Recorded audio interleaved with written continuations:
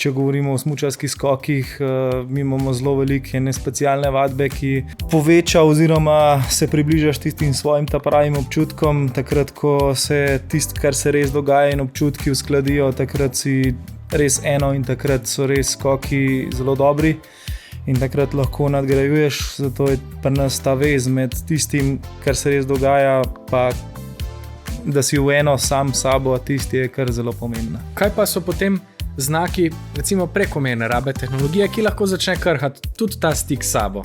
Ja, to ponovadi opazimo takrat, ko začne človeku zmanjkavati časa za neke pomembne aktivnosti. Ne? Lahko je to spanje, druženje, tudi telesna aktivnost.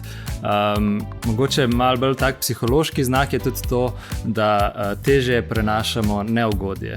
Spodbujam mlade, da prevzamejo malo samo odgovornosti in se začnejo testirati v tem, koliko imajo tehnologije v resnici pod nadzorom.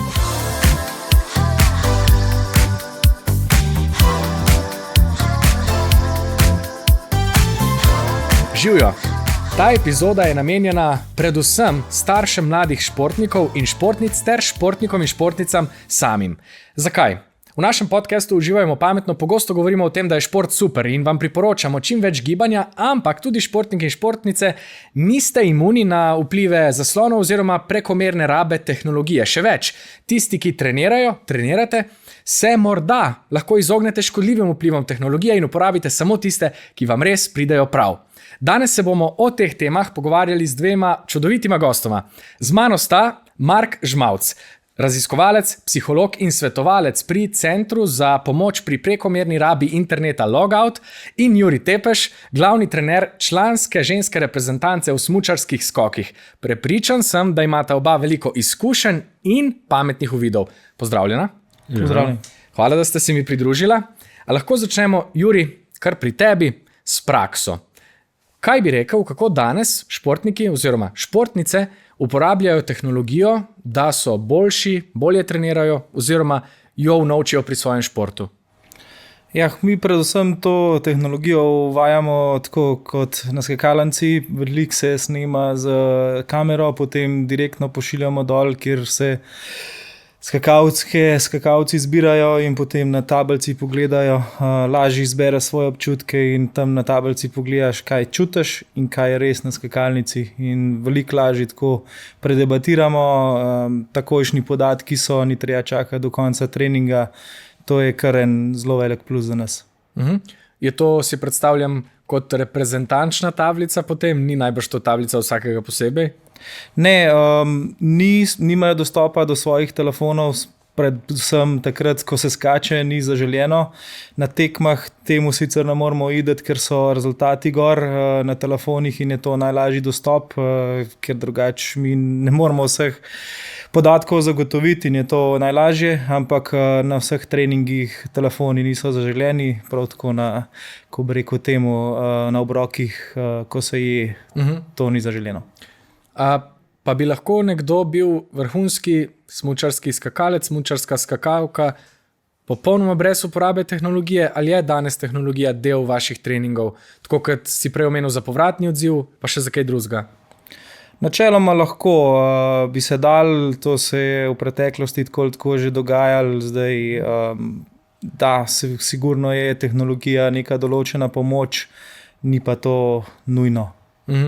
Ni samo zaradi tehnologije nekdo vrhunski skakalec? Ne, sigurno ne, mogoče se kakšna stvar hitreje pogrunta, hitreje predebatira, ampak govorimo, če si dosleden in to lahko narediš tudi tako, da greš, stopiš dol iz žičance, se pogovoriš, mogoče tudi drugače predstaviš skozi, ne vem, pokažeš v skakalnem počepu, recimo v živo, bi to šlo. Da trener naredi počasni posnetek ali pa pokaže, kaj se je zgodilo na nek način? Ja, tako ja, da pokažeš, kako je to izgledalo in kaj želiš, da naredi. Kaj pa sicer tehnologija pri treningu športnic, recimo pri vsakdanjem treningu, kondicijskih pripravah, jo tudi uporabljate? Kakšne merilnike, telefone, si kaj sledite ali ne? Ne, telefonov načeloma na treningih ni, razen če je res nujnega, kakšen obisk zdravnika, če je treba kaj nujno rezervirati, karkoli tazga. so telefoni, drugače pa se telefonov, vsaj tekmovalke, niso želeni oziroma jih ne uporabljajo. To pomeni, da čisto konkretno, recimo med pripravami, tekmovalka trenira samo po recimo tvojih navodilih ali pa navodilih trenerjev in se tega drži, nima nobene potrebe potem, da bi recimo sledila, ne vem, svojemu utripu ali pa kakim drugim markerjem še prek svoje naprave. Ne, pri nas tega sploh ni. Tako da te težave nimamo. Tudi ni izgovora, da bi nekdo mogel imeti telefon na treningu. Ja. Mi nimamo toliko fizično intenzivnih treningov oziroma so v določenem obdobju, ampak tudi takrat ne rabimo. Ne rabimo vedeti, da ima tekmovalka 200 pulza ali ga ima 185, ker pri nas ne naredi nobene razlike. Kot sem že prej rekel, niso fizično zahtevni treningi in takrat ni nobenega izgovora, da bi nekdo rabil imeti telefon zraven. Ja, super. Mark, kaj so sicer še označevalci pametne rabe tehnologije? Ja, mislim, zame je bila pametna raba tehnologije tista, ki je človeku v korist, ne? Oziroma vsaj taka, ki mu ni v škodo. Zdaj seveda, žal je včasih to ljudem težko prepoznati, kdaj je kakšna raba, a je res koristna za nas, ne samo na kratki rok ali tudi na dolgi rok, nimamo neke enostavne metrike, da bi to pokazali človeku direktno. Tako da v resnici za to, da to oceniš, rabiš biti kar v stiku sam s sabo. Mi z našimi svetovanci precej delamo na tem, da so v stiku sami s sabo in na ta način začutijo svoje potrebe in začutijo tudi vpliv tehnologije na sebe. In mogoče ironično to zahteva sam tudi odmik od zaslonov. Ko si pred zasloni, pa te obdajajo vsi ti dražljaji, seveda si manj pozoren na lastno telo, kako se sam počutiš. In ta stik sam s sabo je v resnici tisto, kar ti pomaga potem ugotoviti neke svoje vzorce uporabe zaslonov, ali dobre ali slabe. Ja, na to nisem nikoli prej pomislil, ampak se tudi Jurij je rekel, da je pogosto vprašanje recimo po skoku, kaj sem čutil in kaj je bilo potem res. Se pravi, neko preizpraševanje tega notranjega sveta, kaj se je dogajalo, kako se je pol to odražalo zunaj, zdaj pri njih prav v primeru športa, ampak lahko pa res prekomerna raba zaslonov tudi ovira ta stik s sabo? Sigurno, če imamo mi res veliko informacij, naši možgani niso narejeni za to, da sprejemajo informacije toliko časa v dnevu in potem hitro se zgubimo v tem, da v resnici neke zunanje stvari določajo, kako se mi počutimo. In nekako zelo malo imamo tudi samih okolij, kjer bi mladi in odrasli imeli priložnost za digitalni odklop. Pač digitalne tehnologije nas seveda spremljajo posod že z lastnimi napravami, ampak tudi šole in tudi športni klubi, če se mladi še tam srečujejo z digitalnimi napravami, imajo še toliko manj priložnosti za to, da čutijo svoje telo, svoje možgane in se skladno s svojimi potrebami potem odločajo. Jurij, si predstavljam, da tudi vi v ekipi gojite nekako načela dela s sabo pa gojenje samozavedanja. Zdaj to sprašujem čist izven tehnologije. Kako to počnete? Ja, pri nas je to kar zelo pomembno. Predvsem gojimo to, če govorimo o smučarskih skokih, mi imamo zelo velike specialne vadbe, ki poveča oziroma se približaš tistim svojim pravim občutkom, takrat, ko se tisto, kar se res dogaja in občutki uskladijo, takrat si res eno in takrat so res skoki zelo dobri in takrat lahko nadgrajuješ, zato je pri nas ta vez med tistim, kar se res dogaja, pa da si v eno sam sabo, tisti je kar zelo pomembna. Kaj pa so potem znaki, recimo prekomerne rabe tehnologije, ki lahko začne krhati tudi ta stik s sabo? To ponavadi opazimo takrat, ko začne človeku zmanjkavati časa za neke pomembne aktivnosti. Lahko je to spanje, druženje, tudi telesna aktivnost. Mogoče malo bolj tak psihološki znak je tudi to, da težje prenašamo neugodje. Mogoče neka opravila, ki so nam bila včasih kar običajna, smo jih brez težav naredili, se moramo zdaj kar motivirati za njih. Nam niso več tako samoumevna, ker nam mogoče ne ponujajo isto mero nagrade kot vsebine na zaslonih. Ta toleranca na neugodje se mi zdi nek tak lep psihološki znak, ki potem tudi recimo se zelo povezuje z kakšnimi težavami v šoli, ker pač moraš biti na miru, moraš biti zbran in zbranost sama zahteva trud, je neko tle tudi neugodje in to, da ti to toleriraš, je kar lahko povezano z prekomerno uporabo naprav, kjer seveda v bistvu seveda je odvisno, kako jih uporabljaš, ampak praviloma bolj pogosto tam dobiš neko ugodje za zelo malo truda. Ja, in tudi ta zmožnost, da odložimo takojšnjo potešitev, recimo, je gotovo pomembna tudi v športu. Tudi to, kar si govoril o neudobju. A je ta psihološka odpornost tudi sestavni element recimo dobrega športnika, dobre športnice, da zna pač nekaj oddelati, narediti trening, tudi če morda v tistem trenutku ni najbolj pri volji? Ja, seveda, sigurno je tudi potem, če tekmovalka ni najbolj pri volji na trenerjih, da jih spodbujamo, da jim dajemo tisto potrditev, da naj borbajo. In takrat moramo pa trenerji narediti tisto razliko in dati telefon mogoče takrat malo na stran, oziroma tako, kot smo rekli, telefonov na treningih ni. Je pa tako, kot je povedal, že vedno je problem tekmovati z nečim, kar je takojšnja zadovolitev nečesa, kar si želiš.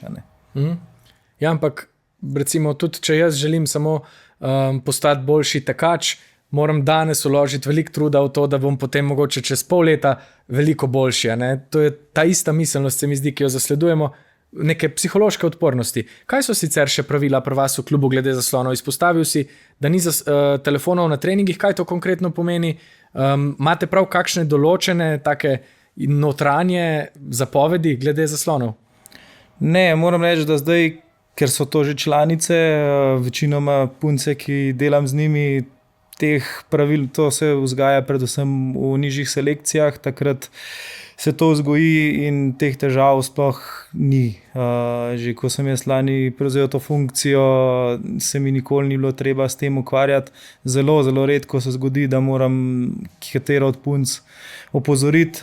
Sigurno to ni na treningih, je pa mogoče med kakšnimi sestanki, ko kakšna, ko bi rekel temu, pozornost potem malo pade, hitro, čist neodzivno, nezavedno potegneš hiter telefon ven, takrat se kar malo ustavim, pa počakam, da pogruntajo, zakaj sem se ustavil, pa se potem hiter zavejo, pa potem hiter damo to kar na kraj in se mi zdi, da bolj pozorne.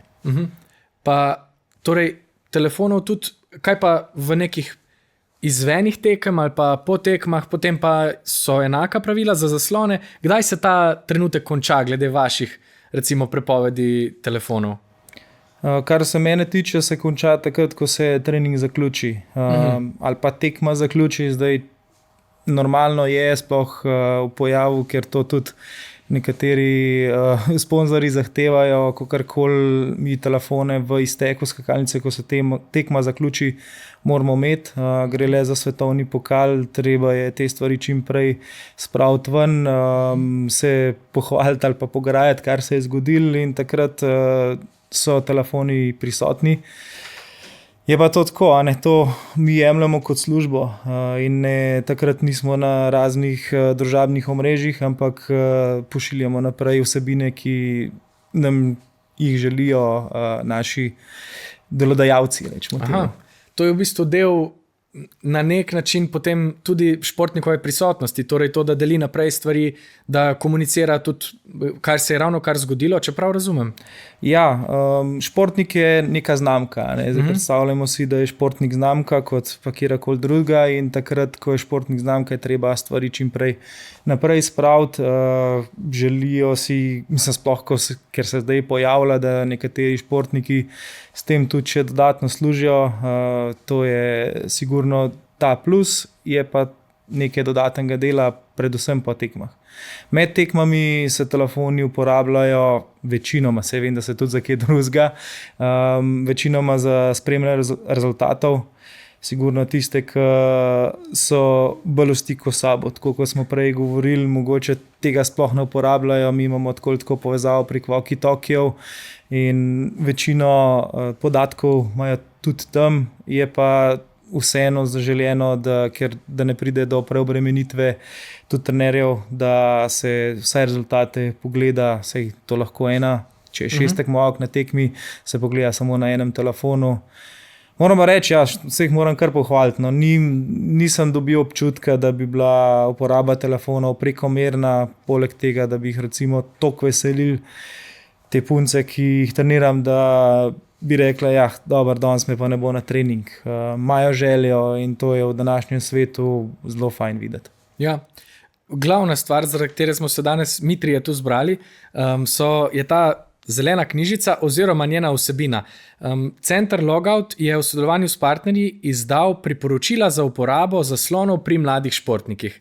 Mark, zakaj ste se odločili za to?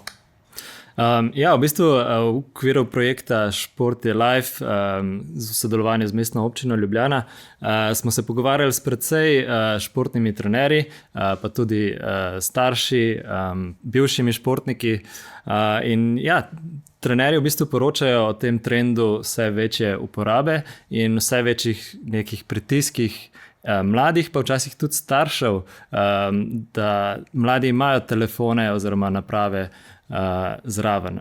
In tukaj smo v bistvu, tukaj je nastala ideja, da potrebujejo trenerji, pa tudi mladi in starši, neke strokovne podprte usmeritve, kako uporabljati tehnologije v procesu športnega tekmovanja in treniranja. In te v bistvu nasveti nekako predstavlja neke meje, zaradi katerih se mladi potem ne rabijo sami s tem toliko ukvarjati, a bomo zdaj pred treningom malo šel na družbena omrežja ali ne, ampak jim te meje pomagajo, da ne rabijo te odločitve sprejemati sami, hkrati pa trenerjem da neke oprijemljive nasvete, ki jih lahko uporabijo v svojem delu.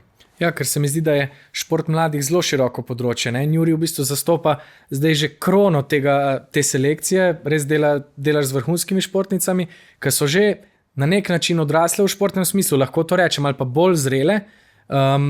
In ta mladinski šport je pa od samega začetka, ko otroci vstopijo mogoče v telovadnico in se vpišejo na kako dejavnost, že takrat se srečujemo pravzaprav s tehnologijo in z njihovo rabo le-te, ne?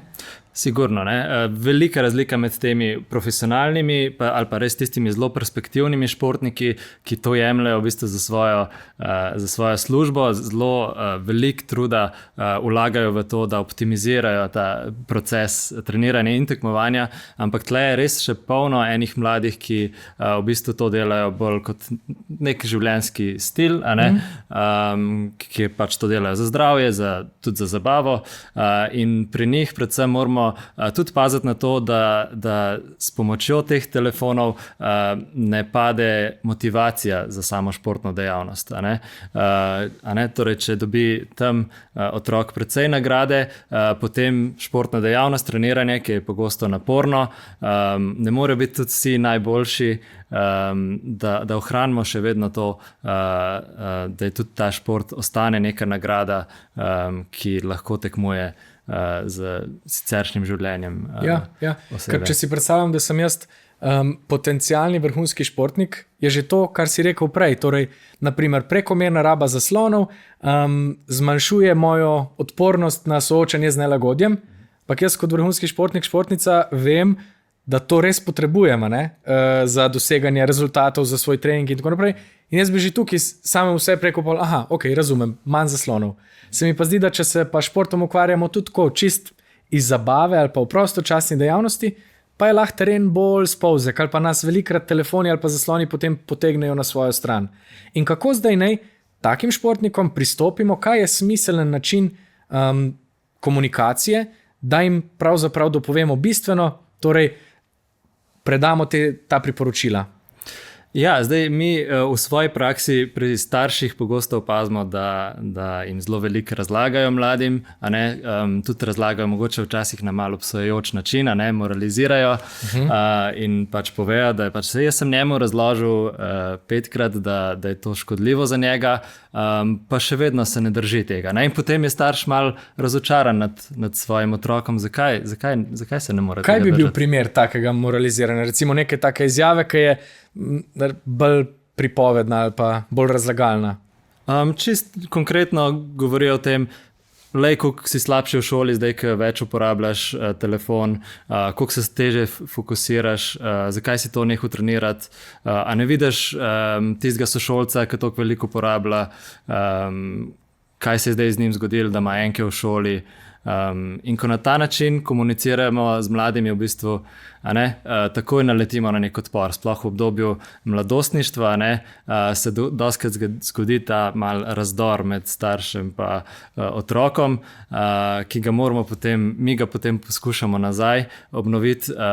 In ena stvar je to, da se starši sploh znajo pogovarjati z otrokom o tem, o tehnologijah, brez da bi obsojali, da res pokažejo neko iskreno zanimanje najprej, ker šele takrat, ko bomo kot starši vedeli, kaj otrok tam počne, mu lahko tudi smo potem konkretna podpora. Če pa to nekako rečemo, to je pač kar nekaj, kar ti delaš, to otrok hitro začuti, se zapre in potem nastane en tak razdor med staršem pa otrokom. No, kar sem še hotel povedati je, da namesto tega moraliziranja ta pristop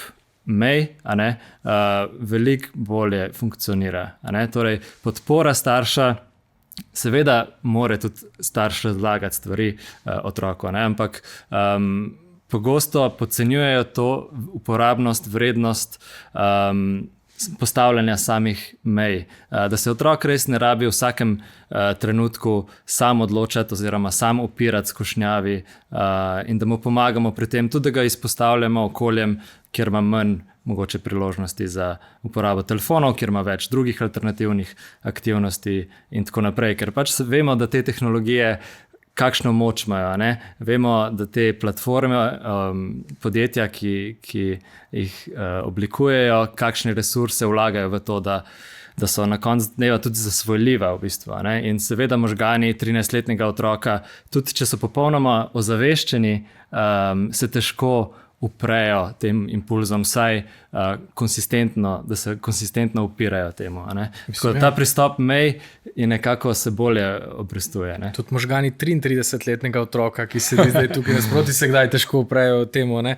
Kaj pa je pol ena taka praksa meje? Kaj je recimo, ne vem, tako kot je rekel Juri, telefonov med treningom in med sestanki ni. A je to ena taka... Sigurno, ja, sigurno. Neka jasna pravila, ki jih je težko obiti, pomagajo otroku, da se s časoma v bistvu oblikuje neke navade. Seveda je na začetku težko, če je do takrat to počel, ampak s časoma pa se otroci tudi na te stvari navadijo in potem izkoristijo neke druge svoje resurse, da preživljajo ta čas. No? Ja, kdaj se tudi znajdejo samo v dolg času in pol odkrijejo, da je to lahko super vir navdiha ali pa novih idej in tako naprej. Juri, kje pa je v tem, recimo, če je bila to daljica, starš otrok, kje pa je zdaj ta trikotnik, kje zdaj nastopi trener? Kaj potem to postane? A trener vpliva tudi na neke odločitve, ki so vzpostavljene v družini, ali imate vi svoja pravila in se njih držite? A morate kdaj, ne vem, več posredovati, da nekoga, naprimer, pripravite do sodelovanja ali pa upoštevanja vaših pravil? Moram reči, da se mi to še ni zgodilo. Da vsaj te punce, ki sem imel priložnost v zadnjih 5 letih z njimi delati, so takoj razumele, kje so naredile napako ali pa, če rečemo temu, kje se lahko izboljšajo. In takrat nimamo teh težav. No. Starši tudi podpirajo, je pa to trening, je nek, rečemo temu, zaprt sistem in takrat se uporabljajo pravila, ki so za trening. Doma imajo pač svoja pravila in na tist pa ponavadi ne želimo preveč vplivati. Kaj pa obratno, se kdaj kakšen starš vtika v to vašo politiko, recimo ali dela s tehnologijo ali pa načine treninga ali pa česarkoli drugega? Ja, v načine treninga sigurno. V tehnologijo zaenkrat se mi še ni zgodilo, v načine treninga sigurno. Vemo, da kakšni starši so tudi včasih skakali, če se dotičnega primera dotaknemo, ali pa recimo kakšni klubski trenerji ali pa karkoli takega, ampak to je čisto v redu, je narava dela taka. Predvsem je pomembno, da se pogovorimo in da smo z tekmovalkami, tekmovalci, starši, klubskimi trenerji, vsi na istem čovnu, da imamo vsi ista podobna pravila in pa da itak vemo, da je vsem skupno cilj je ena, biti čim boljši. Ja, mislim, tudi nekateri trenerji ste včasih skakali, ne? Kako se pa spomniš svojih let kot skakalec? Kakšen je bil pa tvoj osebni odnos takrat s tehnologijo? Si kdaj opazil, da te zasloni kdaj ovirajo? Ali nikoli? Moram reči, da sem se probal čim bolj odmakniti od tiste tehnologije. Tudi za tek, pred tekmo sem uporabljal nekaj brez zaslona, oziroma takrat je to še veliko bolj šlo. Danes imamo zelo redke ponudnike, ki ti dajo nek MP3 predvajalnik ali karkoli takega. Brez dostopa do interneta se skoraj že težko dobi, tudi zelo težko se dobi nekaj brez ekrana, kar je bilo takrat dokaj normalno dobiti. Te stvari enkrat, ko vratajo 10 let stare, se počasi začnejo kvariti in moram reči, da sem se probal temu čim bolj izogniti. Sigurno pa to ne gre, že takrat so bili rezultati na telefonih, to je bil najlažji dostop do njih, je pa sigurno vsak let je tega več. Ja. Se mi zdi, da to, kar je Mark rekel prej, če je raba smiselna, potem upravičuje kakršnokoli tehnologijo, če se mi znotraj nje znajdemo, ne? Kako pa, zakaj pa potem govorimo o vplivih tehnologije ali pa konkretno zaslonov na športnike? Kaj vse so ti motilni faktorji, na katere lahko pazimo? Ja, če gledam na to, kaj so trenerji poročali, prva stvar je bila ta vpliv na koncentracijo. Tudi v povezavi s tem sledenje navodilom trenerja. Aha. Ja, potem druga stvar je bila mogoče neko vedenje malo neposlušnosti, nekaj na ta način. Ja, potem pa še skrbijo jih tudi ena vrsta psiholoških vplivov zaslonov, to recimo primerjanje z drugimi. Tle je vloga trenerja, tudi da bolj poudarja napredek športnika, neodvisno od drugih. Ja, potem pa seveda ta prekomerna raba, ki zmanjšuje motivacijo za treniranje. Tudi uporaba v prostem času lahko zelo vpliva na to, koliko je športnik motiviran za samo športno treniranje in tudi koliko lahko mu je. Mi žal opažamo pri mladih, ki pridejo k nam, da so tam recimo pri 9-10 letih trenirali različne športe, so risali, mogoče igrali kakšen inštrument, potem pa par let kasneje pa v bistvu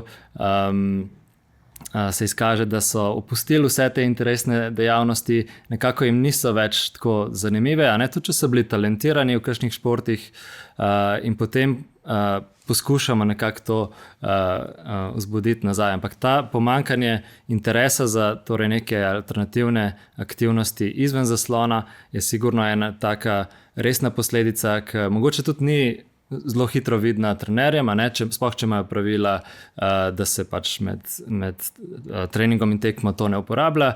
Tudi ta prostočasna raba vpliva na to toleranco, na neugodje in tudi samo motivacijo za športno treniranje. In potem, ko se taki mladi ponovno želijo preizkusiti v kakšnem športu, mogoče tudi dobijo inspiracijo na družbenih omrežjih, želijo biti uspešni v kakšnem športu, ampak potem v bistvu ugotovijo, da je to zelo težko in tudi hitro spet nehajo. Tako da tle bi rekel, da je kar največji vpliv. Kako pa, Juri, potem vi gradite ekipni duh v ekipi? Recimo na treningih ni telefonov, na pripravah jih ni, ampak vsem si predstavljam, telefoni so prisotni, pa lahko vplivajo tudi na to, da se članice med sabo primerjajo ali pa primerjajo z drugimi ali pa svetom. A imate kakšne ključne pristope, ki ohranjajo pa to povezanost ekipe, ali se to zgodi? Sam ne mi reč, prosim, da se zgodi kar samo od sebe, ki pa se pa predam. Ne, definitivno se ne zgodi kar samo od sebe. Mi imamo malo strateško razporejene razne team buildinge tudi prek priprav. Gremo, prejšnji teden smo bili na go-kardih, kaj tazga, oziroma take stvari damo noter, kakšno ferato gremo, take stvari in to služi kot team building. Mi smo načeloma zelo specifičen šport, treniramo skupaj, imamo kakšno ekipno tekmo na leto, čeprav letos je nimamo. Imamo te, ki sta samo dve v ekipi, a ne super team tekmo. Treniramo skupaj, v bistvu smo pa individualen šport. V bistvu smo ekipa, pa spet smo individualen šport. Tudi takrat, ko skače vsaka zase. In je pa zelo pomembno, da ekipa drži skupaj. Mi smo namreč s treningi smo skupaj 300 dni na leto, sigurno, kdaj tudi malo več in takrat v bistvu smo več kot partnerji. Ta ekipa mora dihati skupaj in takrat so tudi rezultati.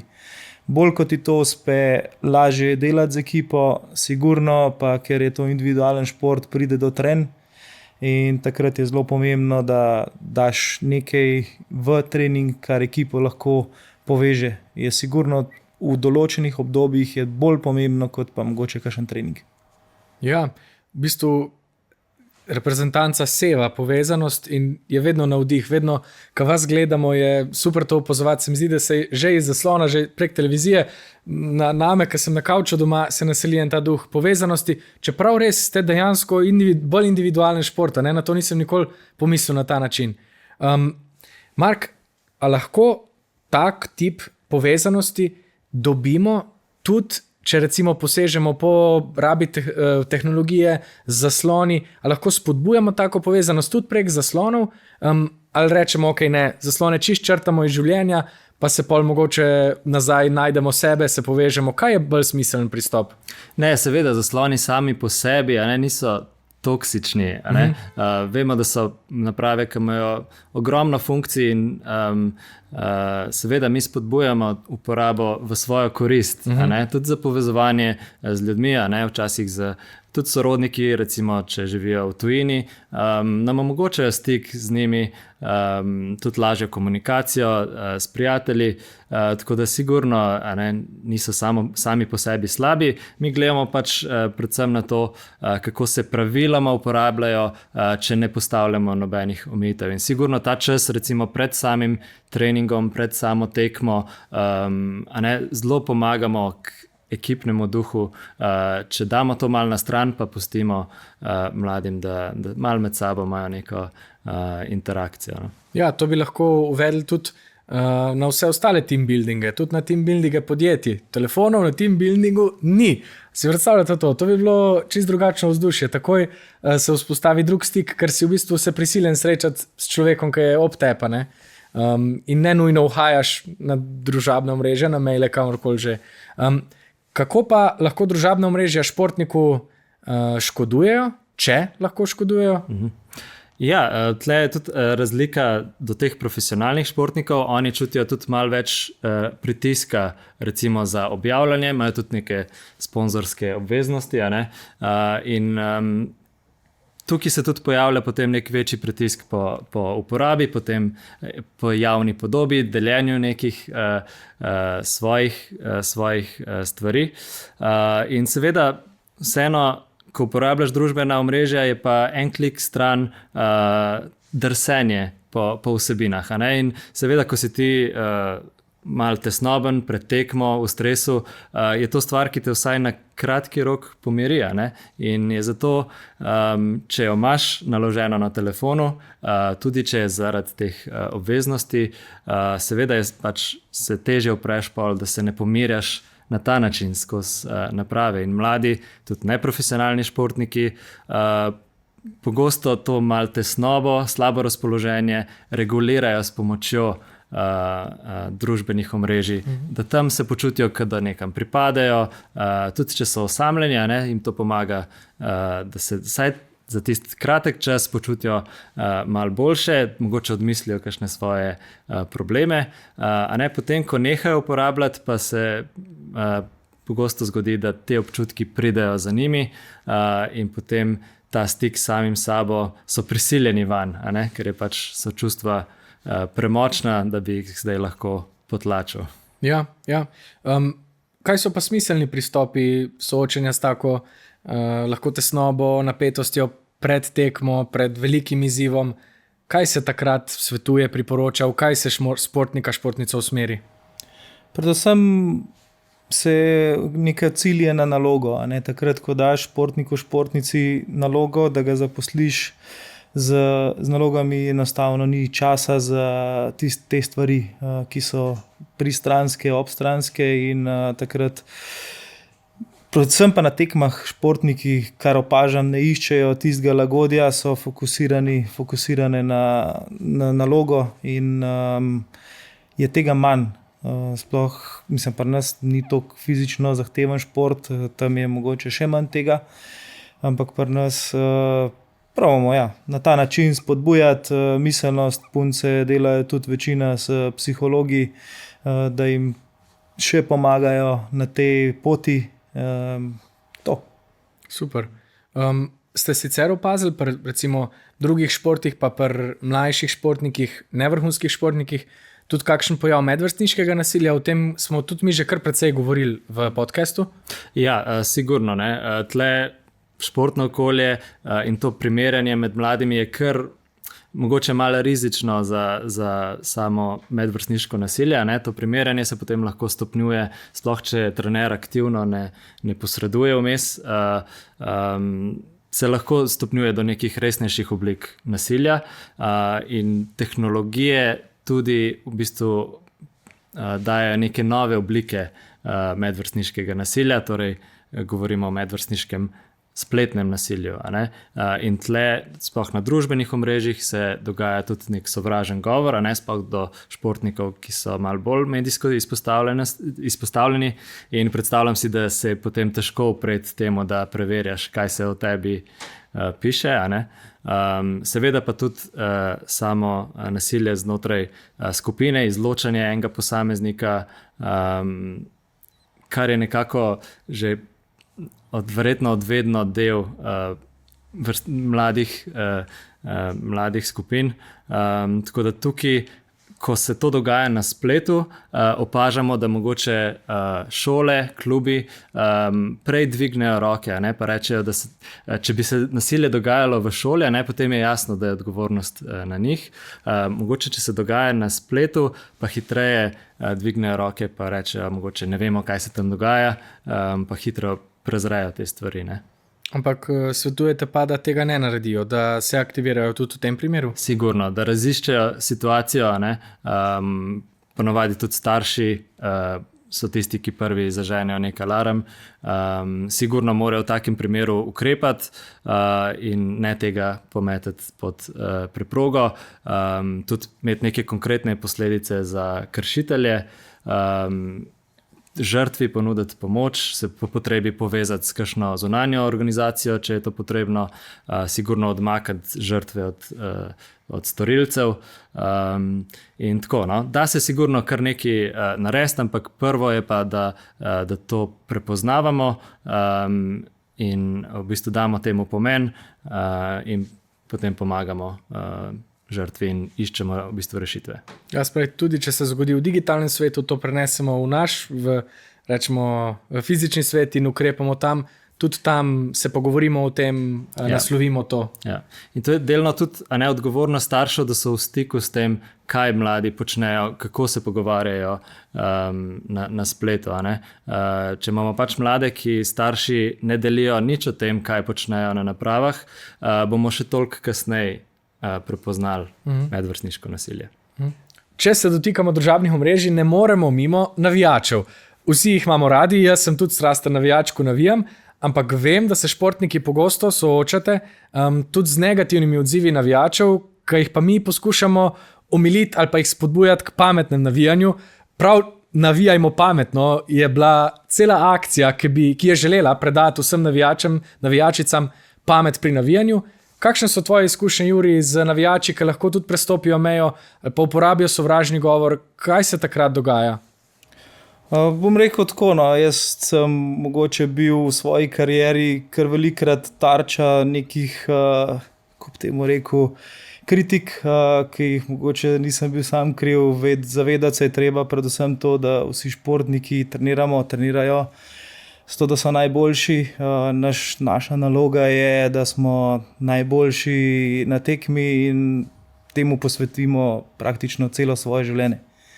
In takrat taki komentarji velikrat pridejo do nas dostop praktično zaradi tega, ker smo javne osebe, je povsod. Je pa težko, no, takrat, ko se zgodi. Jaz imam zelo negativne izkušnje s tem. Vse to je že bilo zdaj že kar nekaj časa nazaj, rečemo 10-11 let nazaj, pa so spomini še kar zelo živi. Ne želim si tega, da bi se komorkoli zgodil. In je zelo fajn, da se o tem ozavešča, da se ve, da smo tudi športniki ali pa trenerji samo ljudje in da mogoče naredimo kdaj napako. Je pa težko sprejeti takrat, ko jo nismo naredili, to je pa zelo težko. Prej si rekel, da ste vi ena ekipa, recimo vaša reprezentanca, in navijači smo v resnici del te ekipe. Ne? In super bi bilo, če vemo, da tudi s svojimi odzivi pravzaprav lahko to ekipo dvigujemo, lahko ji pa tudi mečemo polena pod noge, ker tako kot si rekel, vse to pride do vas, vse vas dotakne, ne? Ja, jaz moram reči, da teh komentarjev ali pa česarkoli takega več kot 10 let sigurno že nisem bral. Že takrat v moji skakalni karieri sem se tega močno izogibal. Vse, kaj pride do tebe zaradi tega, ker ti kakšen kolega reče, jaz se zdaj trenutno se čisto odmaknem, tudi če mi kdo kaj takega reče, sem že praktično imun na te stvari. Je pa sigurno pri procesu odraščanja to zelo težko. Te stvari, ki jih vem zdaj, otroci ne vejo, in take stvari je fajn, če se že otroke od majhnega vzgaja. To je pa na nas trenerjih, da jim povemo, da jim predstavimo luč, da jim mogoče povemo tudi svoje izkušnje, kaj se je nam dogajalo, in to je lahko zelo velik doprinos do otrokovih, ko bi temu rekel, do otrokove rasti. Ja, do človeške rasti. Ja. Super. Ves čas se vrtimo okrog njih, a jih pa lahko zdaj kar vzamemo v roke. Ta priporočila za uporabo zaslonov pri mladih športnikih, 12 jih je, ob njimi pa je v tej knjižici še nekaj zelo koristnih prispevkov na različne teme. Mark, kje lahko vsi, ki nas poslušajo, ta priporočila najdejo? Ta priporočila so na voljo v digitalni obliki, torej na naši spletni strani, torej logout.org. Tudi mislim, da so na spletni strani Mestne občine Ljubljana. Ja, zdaj imamo pa tudi neka plakate, smo že naredili, oziroma oddelek za šport pri Molu, tako da sporočili, ki sledijo tem. Bomo pa tudi še nadalje delali na tem, da imamo predavanja za starše, za otroke v športnih klubih, da nekako širimo ta dialog. A bi lahko samo izpostavil recimo par priporočil, da vidimo, kako so strukturirana, ker vem, da je najprej podano priporočilo, potem pa piše tudi, zakaj je podano in kako in kdo ga lahko izvaja. A nam lahko jih par prebereš? Ne bom rekel tvojih najljubših, ampak mogoče tistih, katerih smo se že dotaknili, ali pa katerih, ki se jih sploh še nismo. Lahko dva takšna, o katerih smo že govorili, pa dva, ki se jih morda še nismo dotaknili. Zdaj sem ti dal zahtevno nalogo, oprosti, prav. Bom se potrudil. Ja, recimo o spanju še nismo konkretno govorili. Torej za zadostno količino in kakovost spanja naj se športniki izogibajo uporabi zaslonov vsaj 2 uri pred spanjem. Spanje imamo mi za eno zelo pomembno aktivnost in sigurno nek manjko spanja, mogoče lahko Juri potrdi, hitro vpliva na športno uspešnost.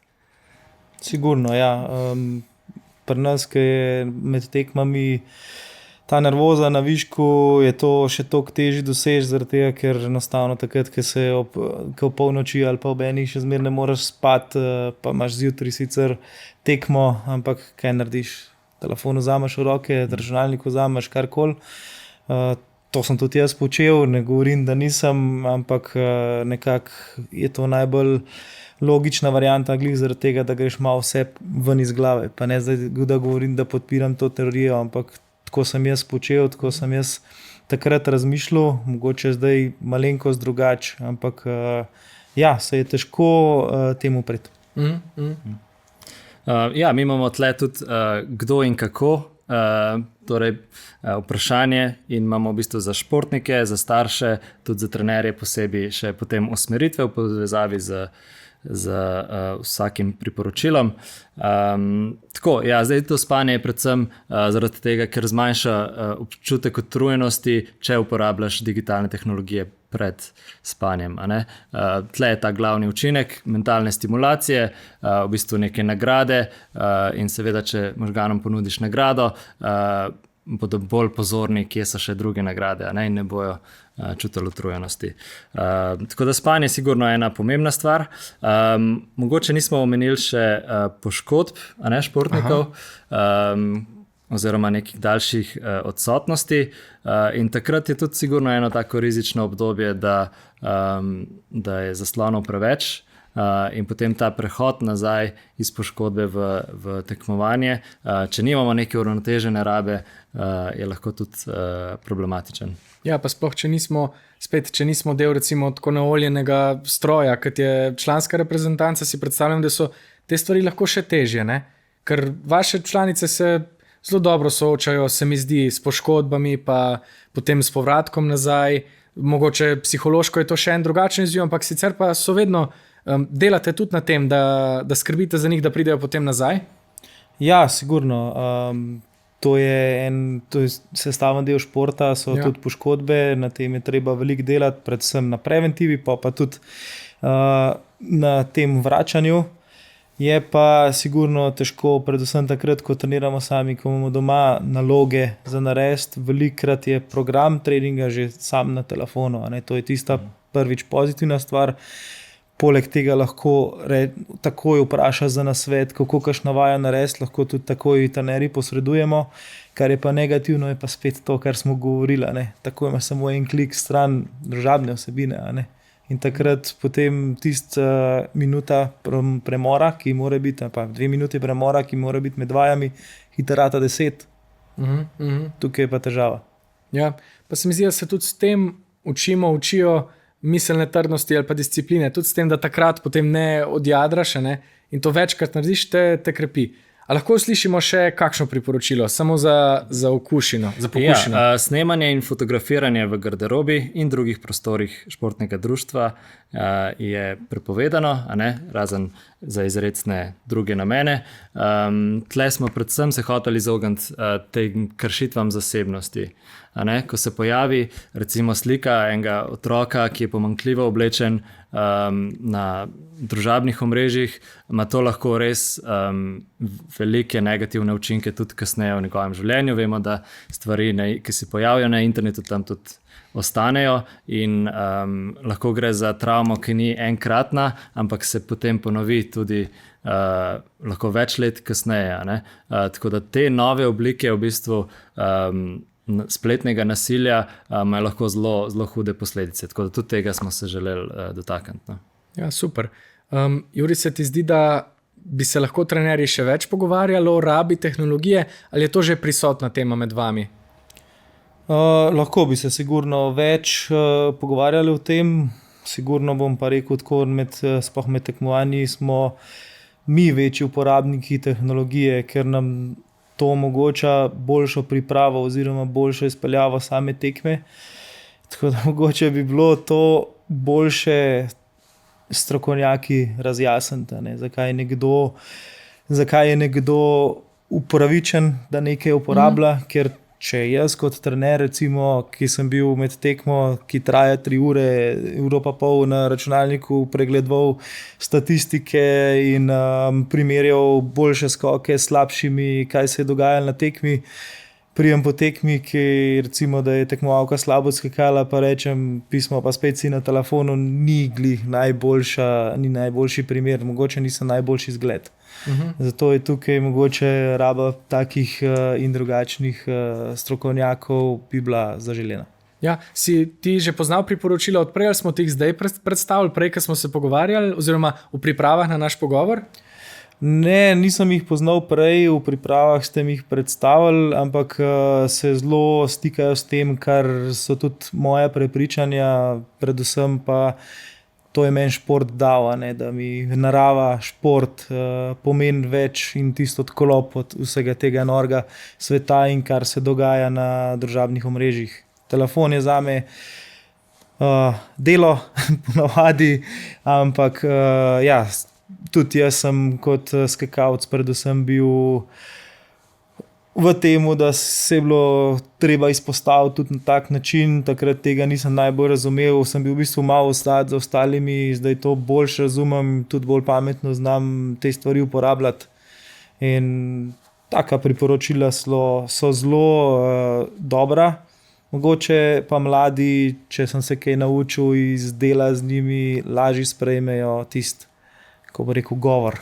Zelo malo ljudi še bere, ampak ja, to je tudi način, tudi mogoče takle podcast, kakšen video, kakšne take stvari, se mi zdi, da bolj palijo, če ti rečemo tako, mlajši generaciji. Ja, trenerji, trenerke, starši, v bistvu vsi ostali smo lahko potem glasniki teh priporočil. Prej, ko si rekel, da se skladajo s tvojimi vrednotami, pravzaprav si nam na začetku že povedal prvi dve priporočili, se mi zdi, ki jih oni itak uporabljajo. Ne? Torej to, da ni zaslonov med treningi, med pripravami. Eno od priporočil je tudi, da ni zaslonov med obroki, ne? Med jedmi. Ja. To se mi zdi super priporočilo tudi za družinsko življenje v končni fazi. Ampak všeč mi je, kako ste to oblikovali res za športnike, športnice, ker mislim, da lahko od tega ogromno odnesejo.